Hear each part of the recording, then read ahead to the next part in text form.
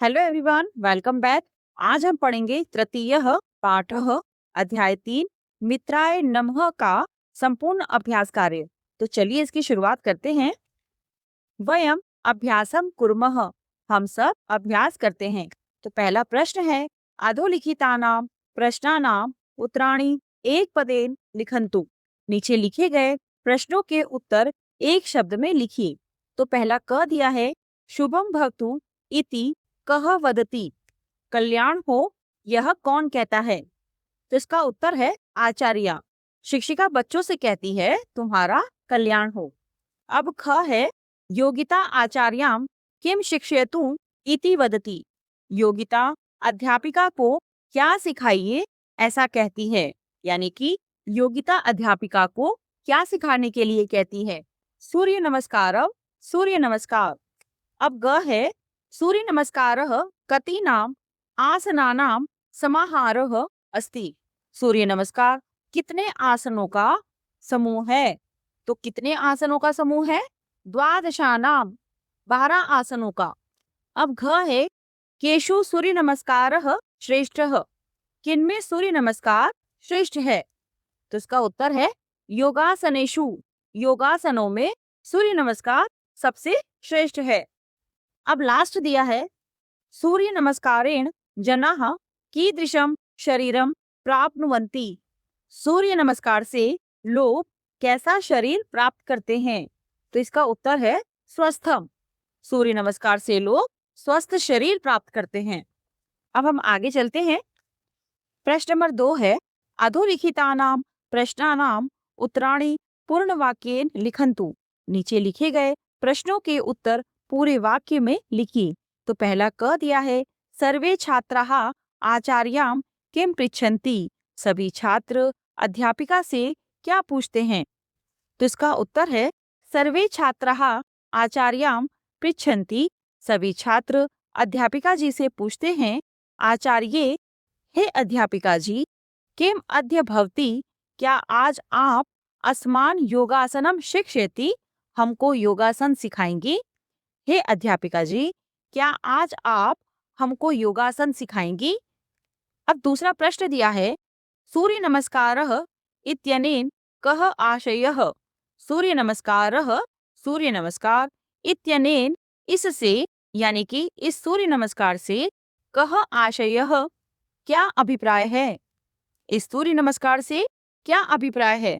तो इसका उत्तर है सूर्य नमस्कारः द्वादशानाम आसनानां समाहारः अस्ति, सूर्य नमस्कार 12 आसनों का समूह है। प्रश्न नंबर 3 है आचार्या कम श्लोकम पाठयति, अध्यापिका जी कौन सा श्लोक पढ़ाती है। तो इसका उत्तर है आचार्या इमं श्लोकम पाठयति, अध्यापिका यह श्लोक पढ़ाती है। आदित्यस्य नमस्कारान् ये कुर्वन्ति दिने दिने आयुः प्रज्ञा बलम वीर्यम तेजस्तेषां च जायते। इसका अर्थ है जो लोग प्रतिदिन सूर्य के नमस्कारों को, यानी कि इन 12 आसनों को जो करते हैं, उसकी आयु, बुद्धि, बल, शक्ति, वीरता और तेज बढ़ता है। अब अगला दिया है सूर्य नमस्कारस्य प्रथमम मंत्रः कः, सूर्य नमस्कार का पहला मंत्र कौन सा है। तो इसका उत्तर है सूर्य नमस्कारस्य प्रथमः मंत्रः अस्ति, सूर्य नमस्कार का पहला मंत्र है ओम मित्राय नमः, जिसका अर्थ है मैं इस जगत के मित्र, यानी कि जगत का कल्याण करने वाले सूर्य देवता को नमन करता हूँ। अब अगला प्रश्न दिया है सूर्य नमस्कारेण कीदृशं बलम वर्धते, सूर्य नमस्कार से कैसा बल बढ़ता है। तो इसका उत्तर है सूर्य नमस्कारेण शारीरिकम मानसिकम आध्यात्मिकम च बलम वर्धते, सूर्य नमस्कार से शारीरिक, मानसिक और आध्यात्मिक बल बढ़ता है।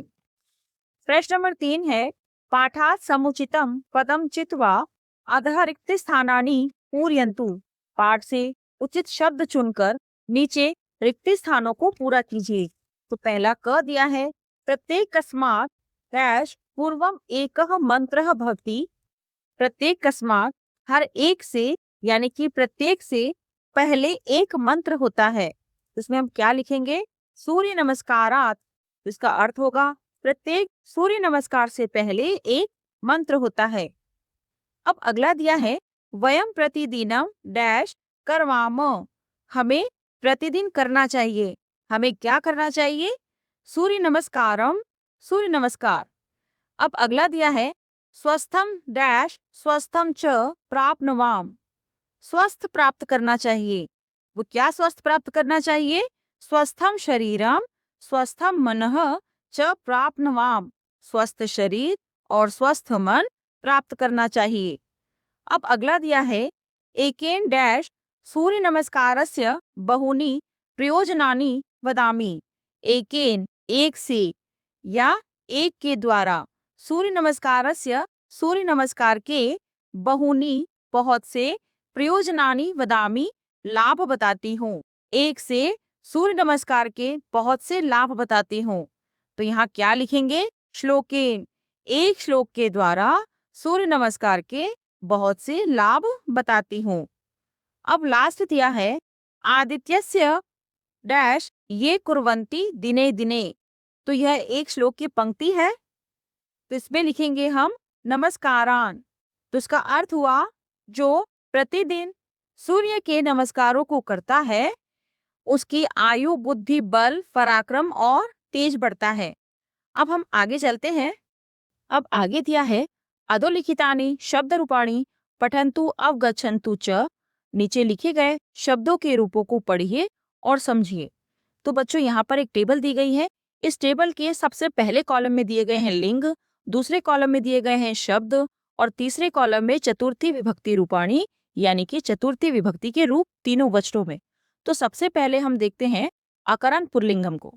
अकरण पुल्लिंगम शब्द क्या होते हैं? वे शब्द जिनके पीछे अ की ध्वनि आती है, जैसे छात्र, नायक, आदित्य। तो ये शब्द क्या कहलाते हैं? अकरण पुल्लिंगम शब्द कहलाते हैं। तो सबसे पहले हम छात्र शब्द के रूप देखते हैं। चतुर्थी विभक्ति में एक वचन में है छात्राएं, द्विवचन में छात्राभ्याम और बहुवचन में छात्रेभ्यः, जिसका अर्थ है एक वचन में एक छात्र को या एक छात्र के लिए, छात्राभ्याम दो छात्रों के लिए या दो छात्रों को, छात्रेभ्यः अनेक छात्रों के लिए या अनेक छात्रों को। उसी तरह नायक शब्द के शब्द रूप देखते हैं नायिकाए, नायिकाभ्याम, नायिकेभ्यः। फिर आदित्य शब्द के आदित्याय, आदित्याभ्याम, आदित्येभ्यः। अब दूसरा देखते हैं हम आकारांत स्त्रीलिंग शब्दों को। आकारांत स्त्रीलिंगम शब्द क्या होते हैं? वे शब्द जिनके अंत में आ की ध्वनि आए, जैसे आचार्या, योगिता, बालिका। तो ये सब क्या कहलाते हैं? ये सब आकारांत स्त्रीलिंग शब्द कहलाते हैं। तो इनके शब्द रूप देखते हैं हम चतुर्थी विभक्ति में। तो सबसे पहला है आचार्या। तो इनके शब्द रूप हैं आचार्याये, आचार्याभ्याम, आचार्यभ्यः, जिसका अर्थ है एक अध्यापिका को या एक अध्यापिका के लिए, दो अध्यापिकाओं को या दो अध्यापिकाओं के लिए, आचार्यभ्यः अनेक अध्यापिकाओं के लिए या अनेक अध्यापिकाओं को। उसी तरह योगिता के शब्द रूप हैं योगिताये, योगिताभ्याम, योगिताभ्यः। फिर दिया है बालिका के बालिकायै, बालिकाभ्याम, बालिकाभ्यः। फिर हम आगे चलते हैं। फिर अगला दिया है ईकारांत स्त्रीलिंगम। ईकारांत स्त्रीलिंग शब्द वे शब्द होते हैं जिनके पीछे दीर्घ ई का स्वर आता है, जैसे शालिनी, नदी, भगीनी। ये सब ईकारांत स्त्रीलिंगम शब्द कहलाते हैं। तो सबसे पहले हम देखते हैं शालिनी शब्द को। तो एक वचन में लिखेंगे शालिन्ये, द्विवचन में शालिनीभ्याम और बहुवचन में शालिनीभ्यः। उसी तरह नदी शब्द को देखते हैं। एक वचन में नद्ये, द्विवचन में नदीभ्याम, बहुवचन में नदीभ्यः। भगिनी शब्द को देखते हैं भगिन्यै, भगिनीभ्याम, भगिनीभ्यः। अब अंतिम दिया है अकारांत नपुंसक लिंगम शब्द। तो वे शब्द जिनके अंत में भी अ की ध्वनि आती है, तो ये अकारांत नपुंसक लिंगम शब्द कहलाते हैं। इनकी खास बात ये होती है कि तृतीया विभक्ति से लेकर सप्तमी विभक्ति तक इनके शब्द रूप पुल्लिंग की तरह ही चलते हैं, इसलिए इन्हें आपको अलग से याद करने की जरूरत नहीं है। तो देखिए आप, इसमें पहला शब्द दिया है आसन। तो चतुर्थी विभक्ति में इनके शब्द रूप है आसनाए, आसनाभ्याम, आसनेभ्यः। दूसरा शब्द दिया है भोजन, भोजनाय, भोजनाभ्याम, भोजनेभ्यः। अब तीसरा दिया है फल शब्द के रूप, फलाय, फलाभ्याम, फलेभ्यः, जिसका अर्थ है एक फल को या एक फल के लिए, दो फलों को या दो फलों के लिए, अनेक फलों को या अनेक फलों के लिए। अब हम आगे चलते हैं। प्रश्न नंबर 4 से पहले लिखा है अत्र इदम अवधेयम। यहाँ यह ध्यान देने योग्य है। नमः शब्दस्य योगे चतुर्थी विभक्ति ही भवति। नमः शब्दस्य योगे शब्द के प्रयोग में चतुर्थी विभक्ति ही भवति, चतुर्थी विभक्ति होती है। अर्थात जहाँ पर भी नमः शब्द का प्रयोग किया जाता है वहाँ पर चतुर्थी विभक्ति होती है, क्योंकि चतुर्थी विभक्ति का प्रयोग को या के लिए के अर्थ में किया जाता है। जैसे भास्कर आए नमः, तो इसका क्या अर्थ हुआ? प्रकाश फैलाने वाले सूर्य देव को नमस्कार। तो देखा आपने, यहाँ पर चतुर्थी विभक्ति का प्रयोग हुआ है। अब हम प्रश्न नंबर 4 को पढ़ते हैं। पाठे विद्यमानानां नमः युक्त शब्दानां संग्रहम कृत्वा लिखन्तु। पाठ में आए हुए नमः युक्त शब्दों का संग्रह करके लिखिए। तो यहाँ पर एक उदाहरण दिया है यथा, जैसे मित्राय नमः। तो हमें क्या करना है? इस पाठ में आए हुए जो सूर्य देव के 12 नाम हैं उन्हें लिखना है। तो हम लिखेंगे रविये नमः, सूर्याय नमः, भानवे नमः, खगाय नमः, पूषणे नमः, हिरण्यगर्भाय नमः, मरीचये नमः, आदित्याय नमः, सवित्रे नमः, अर्काय नमः, भास्कराय नमः। तो ये सभी मंत्र हैं जो भगवान सूर्य के अलग अलग नामों और गुणों को दर्शाते हैं। तो अब हम चलते हैं हमारे 5वें प्रश्न की ओर। प्रश्न नंबर 5 है उदाहरण अनुसारम कोष्टकात् पदानि स्वीकृत्य वाक्यानि रचयन्तु। उदाहरण के अनुसार कोष्टक से शब्द लेकर वाक्य की रचना कीजिए। तो इस कोष्टक में यानी कि इस बॉक्स में जितने भी शब्द दिए गए हैं वे सभी शब्द प्रथमा विभक्ति के एक वचन शब्द हैं और इस बॉक्स में से हमें शब्द लेकर वाक्य बनाने हैं। जैसा उदाहरण में दिया है, पहला शब्द लिया है कोष्टक से अग्नि ही और वाक्य बनाया है अग्नये नमः, अग्नि को नमस्कार। तो अभी हमने प्रश्न नंबर 4 में सीखा था कि जब भी नमः शब्द का प्रयोग किया जाता है तो जिसे नमस्कार किया जा रहा है उस शब्द में हमेशा चतुर्थी विभक्ति का प्रयोग करते हैं। तो यहाँ पर हमें क्या करना है? हमें उदाहरण के अनुसार सभी में नमः शब्द का प्रयोग करते हुए वाक्य बनाना है। तो अगला शब्द है आचार्य। तो यह एक आकारांत स्त्रीलिंग शब्द है। तो चतुर्थी विभक्ति में इसका शब्द रूप होगा आचार्यायै नमः, अध्यापिका को नमस्कार। अब अगला शब्द दिया है त्रिवर्ण ध्वजः। यह एक अकारांत पुल्लिंग शब्द है। तो चतुर्थी विभक्ति में इसका शब्द रूप होगा त्रिवर्ण ध्वजाय नमः, तिरंगे झंडे को नमस्कार। फिर अगला शब्द दिया है जनकः। यह भी एक अकारांत पुल्लिंग शब्द है। तो वाक्य बनेगा जनकाय नमः, जनक को नमस्कार यानी कि पिता को नमस्कार। अब अगला शब्द दिया है वृक्षः। तो वाक्य बनेगा वृक्षाय नमः, वृक्ष को नमस्कार। अब अगला दिया है देवी। तो देवी एक ईकारांत स्त्रीलिंग शब्द है, व में बड़ी ई की मात्रा आ रही है। तो चतुर्थी विभक्ति में इसका शब्द रूप होगा देव्यै नमः, देवी को नमस्कार। अब हम आगे चलते हैं। अगला शब्द दिया है भगिनी। तो यह भी एक ईकारांत स्त्रीलिंग शब्द है। भगिनी का अर्थ होता है बहन। तो वाक्य बनेगा भगिन्यै नमः, बहन को नमस्कार। फिर दिया है मातामही यानी कि नानी। तो वाक्य बनेगा मातामह्यै नमः, आधा ह और य में ऐ की मात्रा, नानी को नमस्कार। फिर अगला शब्द दिया है जननी। तो वाक्य बनेगा जनन्यै नमः, माता को नमस्कार। फिर दिया है पृथ्वी। तो वाक्य बनेगा पृथ्वीयै नमः, पृथ्वी को नमस्कार। फिर अंतिम शब्द दिया है नदी। तो वाक्य बनेगा नद्यै नमः, नदी को नमस्कार। प्रश्न नंबर 6 से पहले लिखा है अत्र इदम अवधेयम। यहाँ यह ध्यान देने योग्य है। दानार्थे दा धातुः तथा च यच्छ धातुः योगे चतुर्थी विभक्तेः प्रयोगः भवति। दानार्थे दान के अर्थ में यानी कि देने की क्रिया में जब हम किसी को कुछ देते हैं, चाहे हम उपहार स्वरूप दें चाहे दान के अर्थ में दें, वहां पर हम चतुर्थी विभक्ति का प्रयोग करते हैं। तो इसके लिए 2 धातुओं का प्रयोग किया जाता है। पहली धातु होती है दा धातु जिसका अर्थ होता है देना। दूसरी धातु होती है यच्छ धातु जिसका अर्थ भी देना होता है। तो यहाँ पर उदाहरण दिया है शिक्षकः छात्राय पुस्तकम ददाति। दूसरा दिया है शिक्षकः छात्राय पुस्तकम यच्छति।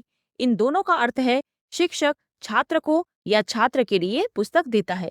तो यहाँ पर देखिए देने के अर्थ में चतुर्थी विभक्ति का प्रयोग हुआ है, यानी कि छात्राय। और कौन सी दो धातुओं का प्रयोग हुआ है? पहली धातु है दा धातु और दूसरी धातु है यच्छ धातु। अब हम आगे चलते हैं। कोष्टके विद्यमानानां शब्दानां चतुर्थी विभक्तेः रूपाणि प्रयुज्य वाक्यानि पुनः लिखन्तु। कोष्टक में दिए गए शब्दों का चतुर्थी विभक्ति में प्रयोग करके वाक्यों को फिर से लिखें। तो पहला उदाहरण दिया है यथा, जैसे सैनिकः ब्रैकेट में दिया है देश जीवनम पृच्छति। तो चतुर्थी विभक्ति का प्रयोग करते हुए वाक्य बनेगा सैनिकः देशाय जीवनम पृच्छति। सैनिक देश के लिए जीवन देता है। तो देखिए यहाँ पर चतुर्थी विभक्ति का प्रयोग हुआ है और कौन सी धातु का प्रयोग हुआ है? यच्छ धातु का प्रयोग हुआ है। अब क देखते हैं। माता ब्रैकेट में दिया है याचक वस्त्रम ददाती। तो याचक शब्द में चतुर्थी विभक्ति का प्रयोग करना है। तो वाक्य बनेगा माता याचकाय वस्त्रम ददाती। माता याचक को वस्त्र देती है। तो यहाँ पर देखिए चतुर्थी विभक्ति के लिए दा धातु का प्रयोग हुआ है। अब हम आगे चलते हैं। ख दिया है पौत्रः ब्रैकेट में दिया है पितामही औषधम ददाती। तो वाक्य बनेगा पौत्रः पितामहये औषधम ददाती। पोता दादाजी को दवाई देता है। अब अगला दिया है अहम ब्रैकेट में लिखा है भगिनी उपायनम ददामी। तो चतुर्थी विभक्ति का प्रयोग करके वाक्य बनेगा अहम भगिन्यै उपायनम ददामी। मैं बहन को उपहार देता हूँ। अब अगला दिया है पिता ब्रैकेट में दिया है सेविका वेतनम ददाती। वाक्य बनेगा पिता सेविकायै वेतनम ददाती। पिता सेविका को वेतन देते हैं। अब अगला है त्वम मित्र पुष्पम ददासी। तो मित्र शब्द में चतुर्थी विभक्ति का प्रयोग। त्वम मित्राय पुष्पम ददासी। तुम मित्र को फूल देते हो। अब अगला है देवः ब्रैकेट में भक्त आशीर्वादम ददाती। तो वाक्य बनेगा देवः भक्ताय आशीर्वादम ददाती। देवता भक्त को आशीर्वाद देते हैं। अब लास्ट दिया है आरक्षकः ब्रैकेट में है चोर दंडम ददाती। तो चोर शब्द में चतुर्थी विभक्ति का प्रयोग करते हुए वाक्य बनेगा आरक्षकः चोराय दंडम ददाती। सिपाही चोर को दंड देता है। अब हम आगे चलते हैं। प्रश्न नंबर 7 है उदाहरण अनुसारम माता कस्मै कस्यै धनम ददाती। उदाहरण के अनुसार माता किसको धन देती है? कस्मै का प्रयोग किया जाता है पुल्लिंग शब्दों के लिए और कस्यै का प्रयोग किया जाता है स्त्रीलिंग शब्दों के लिए। इति कोष्टके विद्यमानानि पदानि उपयुज्य लिखन्तु। इस प्रकार कोष्टक में दिए गए शब्दों का प्रयोग करके लिखें। तो यहाँ पर पहला शब्द दिया है पुत्री। पुत्री शब्द का प्रयोग करके वाक्य लिखा है माता पुत्रिये धनम ददाती। माता पुत्री को धन देती है। तो अभी हमने सीखा कि दानार्थे यानी दान के अर्थ में जब भी कोई वस्तु किसी को दी जाती है तो वहां दा धातु का प्रयोग किया जाता है और जिसे दान दिया जाता है यानी कि जो लेने वाला व्यक्ति है उसमें चतुर्थी विभक्ति का प्रयोग किया जाता है। जैसे माता पुत्री को धन दे रही है तो धन किसको मिल रहा है? पुत्री को धन मिल रहा है। तो चतुर्थी विभक्ति का प्रयोग हम किसमें करेंगे? पुत्री शब्द में करेंगे। तो क्या लिखा है? माता पुत्रिये धनम ददाती। अब अगला शब्द दिया है पुत्रः। पुत्रः एक अकारण पुल्लिंग शब्द है। तो चतुर्थी विभक्ति में इसका शब्द रूप होगा पुत्राय। तो वाक्य बनेगा माता पुत्राय धनम ददाती। माता पुत्र को धन देती है। अब अगला शब्द दिया है पाचिका। तो यह एक आकारांत स्त्रीलिंग शब्द है। तो इसका शब्द रूप होगा चतुर्थी विभक्ति में पाचिकायै। तो वाक्य बनेगा माता पाचिकायै धनम ददाती। माता रसोइयन को धन देती है। अब हम आगे चलते हैं। अब अगला शब्द दिया है आपणिकः दुकानदार। तो वाक्य बनेगा माता आपणिकाय धनम ददाती। माता दुकानदार को धन देती है। अगला शब्द है याचकः। तो वाक्य बनेगा माता याचकाय धनम ददाती। माता गरीब को धन देती है। अब अंतिम शब्द दिया है पितामही यानी कि दादी। तो पितामही एक इकारांत स्त्रीलिंग शब्द है। पीछे बड़ी ई की मात्रा आ रही है। तो चतुर्थी विभक्ति में इसका शब्द रूप होगा पितामह्ये। तो वाक्य बनेगा माता पिता मह्ये धनम ददाती, माता दादी को धन देती है। अब हम आगे चलते हैं। प्रश्न नंबर 8 है, उदाहरण अनुसारम रिक्त स्थानानि पूरयन्तु। उदाहरण के अनुसार रिक्त स्थान को पूरे कीजिए। तो पहला उदाहरण दिया है यथा, जैसे गणेश। तो गणेश शब्द में चतुर्थी विभक्ति का प्रयोग करते हुए उन्हें तीनों वचनों में लिखा है। एक वचन में दिया है गणेशाय, द्विवचन में गणेशाभ्याम और बहुवचन में गणेशेभ्यः। उसी तरह पहला क दिया है भक्त, भक्त में एक वचन में शब्द दिया है भक्ताय, तो द्विवचन में हम लिखेंगे भक्ताभ्याम और बहुवचन में भक्तेभ्यः। अब ख दिया है सेविका, सेविका एक आकारांत स्त्रीलिंग शब्द है, तो इसका शब्द रूप होगा एक वचन में सेविकायै, द्विवचन में दिया है सेविकाभ्याम और बहुवचन में लिखेंगे सेविकाभ्यः। अब ग दिया है अनुजा, तो यह भी एक आकारांत स्त्रीलिंग शब्द है, तो एक वचन में इसका शब्द रूप है अनुजाये, द्विवचन में लिखेंगे अनुजाभ्याम और बहुवचन में अनुजाभ्यः। अब अगला दिया है गृहिणी, तो यह एक ईकारांत स्त्रीलिंग शब्द है, एक वचन में इसका शब्द रूप होगा गृहिण्ये, द्विवचन में गृहिणीभ्याम और बहुवचन में गृहिणीभ्यः। अगला दिया है कुमारी, एक वचन में लिखेंगे कुमार्यै, द्विवचन में कुमारीभ्याम और बहुवचन में कुमारीभ्यः। अगला है वन शब्द, तो एक वचन में लिखा है वनाय, द्विवचन में लिखेंगे वनाभ्याम और बहुवचन में वनेभ्यः। अंतिम शब्द दिया है मित्र, तो एक वचन में लिखेंगे मित्राय, द्विवचन में मित्राभ्याम और बहुवचन में मित्रेभ्यः। तो बच्चों आज हमने क्या सीखा? आज हमने सीखा कि नमः शब्द के साथ हमेशा चतुर्थी विभक्ति का प्रयोग किया जाता है और दानार्थे यानी दान देने के अर्थ में जब हम किसी को कुछ वस्तु देते हैं, चाहे दान के रूप में चाहे उपहार के रूप में, तो वहां हमेशा दा धातु और यच्छ धातु का प्रयोग किया जाता है। और जिसे वस्तु प्राप्त होती है यानी कि उस वस्तु को प्राप्त करने वाला व्यक्ति, उसमें हमेशा चतुर्थी विभक्ति का प्रयोग किया जाता है। तो ये था मित्राय नमः का संपूर्ण अभ्यास कार्य। नेक्स्ट वीडियो में हम इसके अगले अध्याय को पढ़ेंगे।